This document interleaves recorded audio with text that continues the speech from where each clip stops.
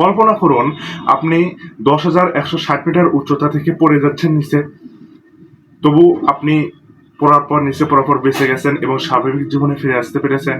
হ্যাঁ, এরকম একটি সত্য ঘটনা ঘটেছিল 1973 সালে। 1973 সালে যুগোস্লাভিয়ার একটা ফ্লাইটে একজন নারী ছিল, সেই নারীর নাম হলো অ্যাটেন্ডেন্স ভেসনা ভুলোভিচ। সে কিনা একটা ভয়াবহ বিস্ফোরণের শিকার হয় প্লেনে, অর্থাৎ ওই প্লেনটা একটা ক্রাশ হয়, ভয়াবহ বিস্ফোরণের শিকার হয়, যার কারণে ওই মহিলাটি প্রায় 10,160 মিটার উচ্চ থেকে নিচে পড়ছিল। নিচে পড়তে পড়তে পড়তে পড়তে ভাগ্য ভালো, সে একটা যে জায়গায় পড়েছিল সে জায়গায় বরফে আচ্ছাদিত, অর্থাৎ বরফে আচ্ছাদিত একটা এলাকায় পড়েছিল। তার শরীরের অনেক হাড় ভেঙে যায় এবং দীর্ঘদিন চিকিৎসা, অদম্য মানসিক শক্তি এবং বেঁচে থাকার ইচ্ছা তাকে আবার সুস্থ করে তোলে, আবার হাঁটতে শেখায় এবং আবার কথা বলতে শেখায়।